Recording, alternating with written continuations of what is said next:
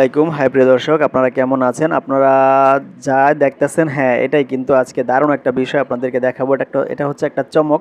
গ্রামের মানুষ, আপনারা যারা গ্রামে ছোটবেলা বড় হয়েছেন তারাই কিন্তু একমাত্র বুঝতে পারবেন এই বিষয়টা। এখানে দেখতেই পাচ্ছেন যে একটি ছাগল এবং দুইটি বাচ্চা রয়েছে। এই বাচ্চা দুটা কিন্তু জাস্ট এই কিছুক্ষণ হইলো।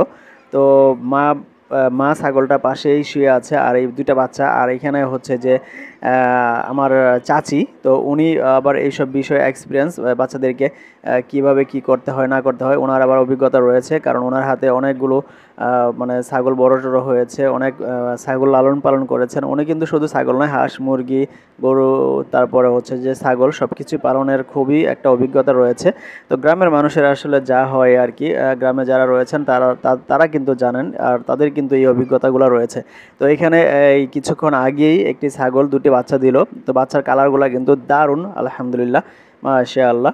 এবং আর চাচি যেটা করতেছে সেটা হচ্ছে যে এই ছাগল যখন বাচ্চা হয় নতুন আর কি, জাস্ট বাচ্চাগুলো হয়েছে, তো এখন তখনই নাকি বাচ্চার যে পায়ের যে খুরগুলা থাকে, যে সাদা সাদা অংশগুলা, এগুলো নাকি এভাবে ভেঙে দিতে হয় বা এগুলাকে সরাই দিতে হয় হাতের নখ দিয়ে বা যেভাবে হোক।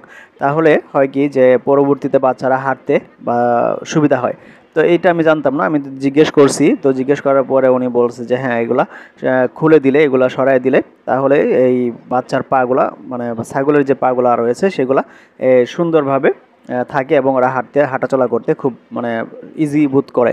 তারপরে উনি ছাগলগুলাকে এখানে উনি রোদে নিয়ে আসলো, তো কিছু খড় বিছাই দিল, খড় বিছাইয়া রোদের মধ্যে রাখছে ছাগলগুলাকে। তারপরে ছাগলের মাকেও নিয়ে আসছে, যারা দুইটা বাচ্চার মাও পাশে দাঁড়ায় আছে।